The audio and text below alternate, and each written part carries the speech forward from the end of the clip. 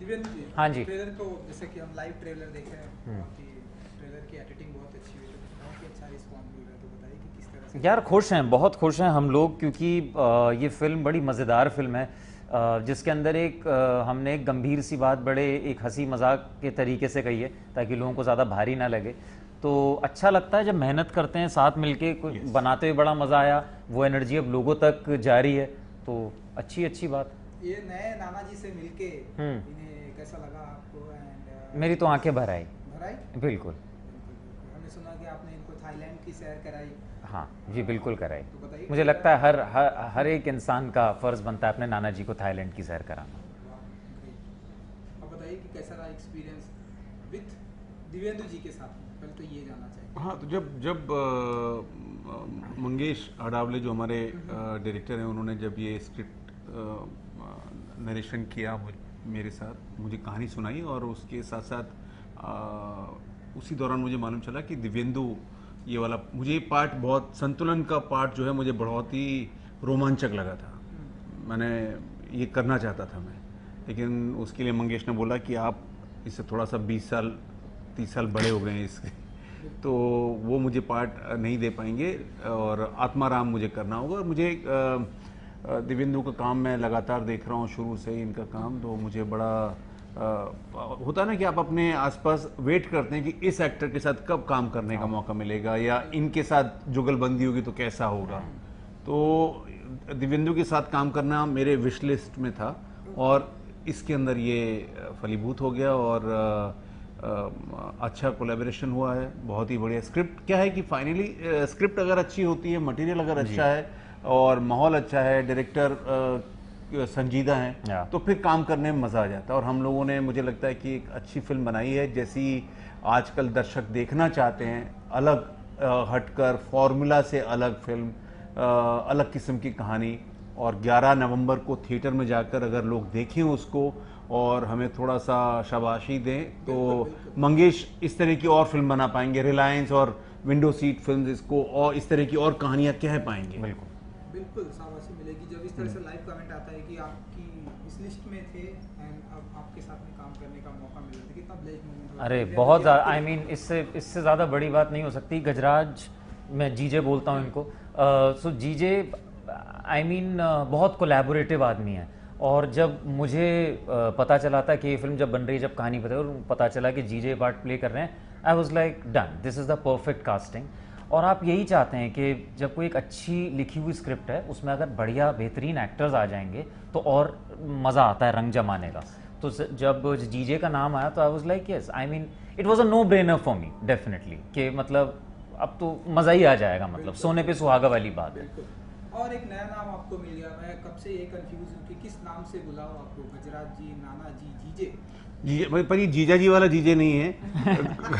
इन्होंने गज का जी लिया है और राज का जे लिया है, और क्योंकि नयापन है, और पहले दिन से ही, शुरुआत से हम लोग, इनकी जो एनर्जी है ना, वो मुझे ज़्यादा जीजे वाली लगती है। गजराज राव जी से ज़्यादा मुझे जीजे वाली लगती है, बिकॉज ही इज़ वेरी आप you know very active, very inclusive. So you feel like that you know आपके हम उम्र हैं, मतलब कुछ ऐसा नहीं लगता कि बहुत वो और है। मैं तो इनफैक्ट दिव्येंदु से 1-2 साल अपने जो को कम है। छोटा ही समझता हूँ। तो लेकिन इसमें ऐसा नहीं कि हम दोनों का ही कोलैबोरेशन अच्छा हुआ, बाकी जितने तमाम कलाकार हैं, सनी सनी हिंदुजा जो मेरे बेटे का रोल कर रहे हैं, और राजपाल यादव, उसमें एक मतलब एक सरप्राइज पैकेज है ऑडियंस के लिए, कि वो एक मुहावरा है ना, देखन में छोटा लागे घाव करे गंभीर, तो उनका एक पार्ट है, वो बीच में आते हैं कहानी में और ऐसा सुर बदल देते हैं पूरी स्टोरी का। और मतलब वो 10,000 वाली लड़ी होती है ना दिवाली पे, बस आप लगा के साइड में खड़े हो जाओ, वो पूरा काम खुद करेगी। तो जो हम बड़े शुक्रगुजार हैं कि राजपाल ने ये काम, हमारी फिल्म में काम करना स्वीकार किया, और बाकी तमाम कलाकार जो, सबके साथ काम करके बड़ा मजा आया। बिल्कुल बिल्कुल। सो आप मानते हैं कि थाई मसाज की बहुत ही ज़्यादा ज़रूरत है लाइफ में, जिस तरह से हमारी भाग दौड़ की लाइफ है, स्ट्रेस है, इस इससे पहले भी आयुर्वेद की बात कर रहे थे जी। तो आप मानते हैं कि मसाज की बहुत ही जरूरत है? देखिए क्या है कि ये जैसे जैसे स्पोर्ट्स में तो होता ही है कि जो खिलाड़ी होते हैं, जैसे अपने सारे क्रिकेटर हैं या हॉकी के खिलाड़ी हैं, उनके लिए तो खास तौर पे फिजियो को रखा जाता है कि आपकी जो मसल्स खिंच जाते हैं और जो आप थकान होती है, चोट लगती है, तो उसके लिए तो हमारे आयुर्वेदा में और केरल वाला जी जी बिल्कुल, तो वो तो हमारी परंपरा में है। तो मुझे लगता है ये थाई मसाज भी यहाँ केरल से ही गया होगा, क्योंकि हमारा 1000 साल पुराना 1000-1500 साल पुराने कहीं तार जुड़े हुए हैं साउथ ईस्ट एशिया से। अगर आप जाएं वहाँ पर तो आपको नज़र आएगा कि हमारे जो सांस्कृतिक धरोहर में जो चीज़ें हैं, नाम हैं, वो शहरों के गलियों, अयोध्यापुरी है वहाँ पर जी गणपति की मूर्तियां जगह जगह नजर आती हैं। कंबोडिया आप चले जाएं, मैं गया नहीं हूँ कंबोडिया, मैंने वीडियोस देखे हैं, तो वहाँ पर भी आपका हिंदुस्तानी जो कल्चर है वो दिखता है। बाली में गया हुआ हूँ इंडोनेशिया में, तो वहाँ पे कमाल है, वहाँ पर भी गणपति नज़र आते हैं, विष्णु नज़र आते हैं। इनफैक्ट थाईलैंड का जो एयरपोर्ट है स्वर्ण भूमि एयरपोर्ट, तो उसका नाम स्वर्ण भूमि एयरपोर्ट है, और उसके अंदर बहुत बड़ी एक मूर्ति है समुद्र मंथन की। वो मतलब आपको लगता है कि कहीं ना कोई एक सांस्कृतिक रूप से हम लोग जुड़े हुए हैं। बिल्कुल बिल्कुल। लेकिन ये जो नाना जी हैं दिव्येंदु जी, मैंने ट्रेलर में देखा है, जी। हसीनाओं से मुलाकात होती तो काफी शर्मीले हैं, तो बताइए कि क्या कुछ ट्विस्ट एंड टर्न्स आने वाला है जब इनकी मुलाकात होगी हसीनाओं से? वो तो देखिए trailer ये में पता चला, हाँ, लेकिन आप आज ये सिर्फ हसीनाओं से मिलने थाईलैंड नहीं जाते हैं, तो क्या है, एक स्पिरिचुअल जर्नी है उनकी। उसमें थाईलैंड एक अहम भूमिका प्ले करता है, लेकिन कहानी में जब आप देखेंगे तो कैरेक्टर की शुरुआत जहाँ से होती है, उसकी एक दिली ख्वाहिश है एक तरीके का एक्सपीरियंस पाने की, और थाईलैंड की तरफ वो निकलते हैं, और वहाँ पे नाना प्रकार की, जो हम चीज़ें बोलते हैं, नाना प्रकार के एक्सपीरियंसेस मिलते हैं उनको, नाना प्रकार के एक्सपीरियंस मिलते हैं। सो या इट्स नॉट जस्ट, सिर्फ एक ही ढर्रे पे हम नहीं सोच सकते कि एक ही चीज़ के लिए जा रहे हैं। इट्स अ स्पिरिचुअल जर्नी, जैसा मैंने 70 बरस के आत्माराम के अकेलेपन की कहानी है। उनको उनकी जो उन्होंने पूरा जीवन जो है दूसरों के लिए जिया। उनकी पत्नी 20 साल बीमार रहने के बाद गुजर चुकी हैं, वो अकेले हैं, और उसके बीच में संतुलन से मुलाकात होती है, जो कि उनका एक तरह से कह सकते हैं कि उनका मिरर की तरह काम करता है। उनका एक नौजवान दोस्त बन जाता है, और उनकी ज़िंदगी में जो खालीपन आया हुआ है, जो मायूसी आई हुई है, उसको दूर करने की कोशिश करता है। तो बड़े ही मनोरंजक तरीके से मंगेश ने ये फिल्म बनाई है, हम लोगों ने बनाई है, और परिवार के साथ देखी जा सकती है। कहीं से भी इसके अंदर कोई सस्तापन या घटियापन उस तरह से नहीं है, और लोगों को ये फिल्म अच्छी लगी, मुझे लगता है। जैसा कि संतुलन जी ने बताया कि नाना जी को नाना प्रकार की फैसिलिटी मिलने वाली, तो कितना कुछ एंजॉय किया आप लोगों ने? शूटिंग उज्जैन में हुई है, जी हाँ, आइलैंड में, तो डेफिनेटली वहाँ के सीन है, तो कितना कुछ एंजॉय किया आप लोगों ने नाना प्रकार की फैसिलिटीज को? हमें तो बड़ा मज़ा आया। साथ में सबसे अच्छी बात ये थी कि एक फिल्म का जो कैप्टन ऑफ द शिप, जिसे डायरेक्टर कहते हैं, वो मंगेश जैसा कभी जो अगर इंसान होता है तो उसके साथ बड़ा मज़ा आ जाता है। बड़ा ही सच्चा, बड़ा ही ऑनेस्ट किस्म का आदमी है, तो उसके साथ बातें करने में बड़ी रियल बातें होती हैं। उसके बाद हर एक एक्टर का चयन इतना अच्छे तरीके से हुआ है, इतना सटीक तरीके से हुआ है। मैंने और जीजे ने, हमारी बहुत अच्छी केमिस्ट्री रही।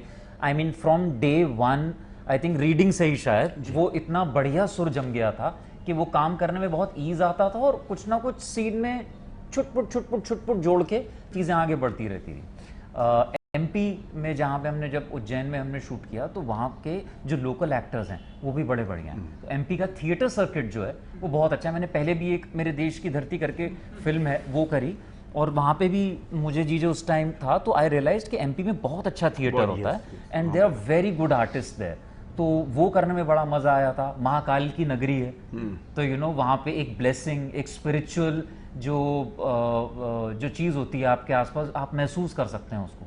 खाने पीने का मज़ा, हर चीज़, सब मज़ा ही था। और दूसरा ये कि ये जो मंगेश ने शुरुआत में बताया कि ये कहानी जो उनके बहुत नज़दीक है। उनके पिताजी जो हैं वो बीमार रहे सालों साल तक, और उनकी पैरालिसिस था एक तरफ उनका, और उनकी बताते हैं कि वो माँ जो उनसे 10 साल उम्र में छोटी थी, और ये उनको नहलाना धुलाना, उनके सारे जो नित्य कर्म हैं वो करवाना, तो ये उन्होंने बड़े नज़दीक से देखा। एक कपल के एक होता है, उन्होंने वो मंगेश खुद बोलते हैं कि वो एक पति अगर चला जाए तो वो मालूम चलता है कि हाँ वो चला गया है, अब वो एक स्टोरी को दी एंड हो गया है। लेकिन यहाँ पर आप 15-20 साल तक एक व्यक्ति जो अक्षम है, जो नहीं कर पा रहा अपनी दैनिक जो अपने काम है जो, और उसको दूसरा उसका पार्टनर कर रहा है, तो उन्होंने बड़े नज़दीक से इस चीज़ को देखा और महसूस किया, आत्मसात किया, और उसके बाद उन्होंने कहानी लिखी है। और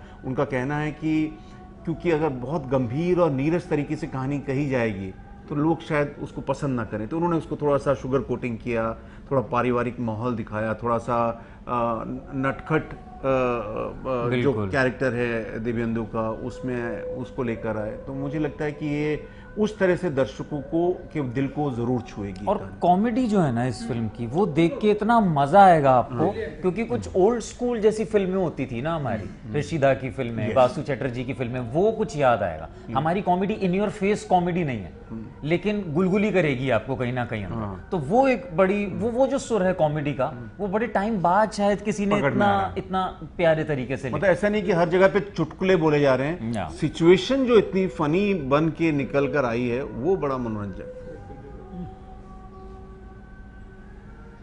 ठीक है, कर सकते हैं। कॉमेडी से याद आया जी, आई डोंट नो कि सोशल मीडिया पर आप लोग कितने एक्टिव हैं कि नहीं, मैं ऐसे कुछ कमेंट्स भी देख रहा था इंटरव्यू से पहले, क्योंकि कॉमेडी का आपने मुद्दा उठाया। कुछ एक का कहना है कि इसमें जो है सेक्स कॉमेडी भी है, कुछ एक उस पर डिबेट भी है कि नहीं आप आपके मेंटालिटी को सुधारिए, ये सेक्स कॉमेडी नहीं, ये बहुत ही नहीं, मेरी नज़र में हम पर अब दिखाइए कहाँ लिखा, मैं हमारी नज़र में नहीं आया, क्योंकि मैं तो यूट्यूब और इंस्टाग्राम पे लगातार मेरी नज़र है, और मेरी टीम जो है वो लगातार नज़र बना के रखी रही है कि क्या लोग इस पे कैसे रिएक्ट कर रहे हैं। और 99% जो मुझे जो निजी तौर पे फीडबैक मिल रहा है, लोग बहुत उत्साहित हैं। लोगों नहीं ऐसा मुझे नहीं लगता, ऐसा है ही नहीं, मैं नहीं मानता इसको। क्योंकि अभी जैसे मैं अहमदाबाद में एक शूटिंग के लिए था, वहाँ पर एक रेस्टोरेंट में खाना खाने गया, वहाँ पर मैंने लोगों से को सूचित किया कि भाई मैं 11 नवंबर को मेरी एक फिल्म आ रही है, क्योंकि छोटी फिल्म है, उस तरह से इसके अंदर ग्लैमर नहीं है, स्टार नहीं है, तो आपका हमारा फर्ज बनता है कि हम लोगों तक ये बात पहुंचाएं।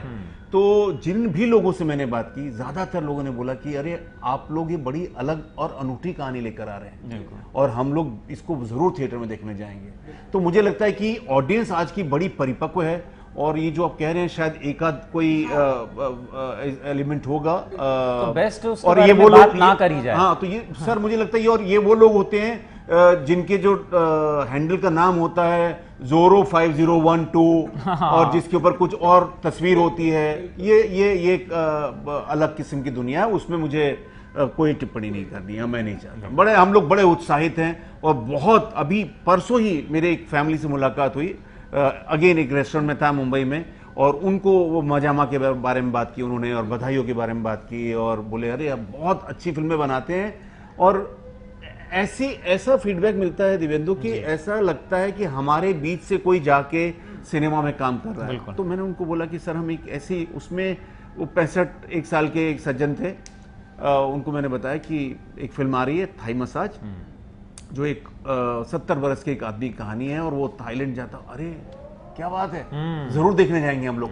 कहीं पे भी उसमें उनके कमेंट में कहीं ऐसा नहीं था कि एक डिग्रेड किया जा रहा है, या उनको लग रहा कि हम लोग कुछ खराब सिनेमा बनाने वाले हैं। ऑडियंस बहुत समझदार हो गई, उनको समझ में आता है कि नियत क्या है। एंड जीजे ऑल्सो मुझे लगता है कि आज से पहले कभी 70 ईयर ओल्ड ये उसको रिप्रेजेंटेशन नहीं मिला है सिनेमा में, बहुत ज्यादा मिला होगा, लेकिन इस कहानी को जब आप देखते हैं तो आपको रिप्रेजेंटेशन समझ आता है, आपको उसके पीछे की भावनाएं समझ आती है। आत्माराम दुबे जिस आदमी का नाम है, जिसने दूसरों के लिए अपनी जिंदगी जी है, ये शायद भारत का हर दूसरा आदमी है।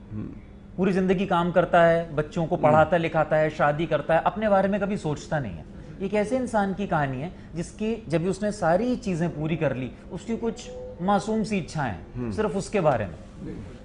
चलिए 11 नवंबर को ये मसाज थिएटर में आ रही है, जो बहुत ही अच्छा रिस्पांस मिल रहा है, कुछ कहेंगे आप ऑडियंस को कि जाएं? मतलब हम तो यही ऑडियंस से रिक्वेस्ट करना चाहेंगे कि हमने आज ऑडियंस जिस तरह की कहानी के बारे में बात करती है और जैसे बोलती है कि फॉर्मूला फिल्म से ऊब चुकी है, लीक से हट कर कुछ कहानी होनी चाहिए, मंगेश और हमने मिलकर ऐसी कहानी बनाई है।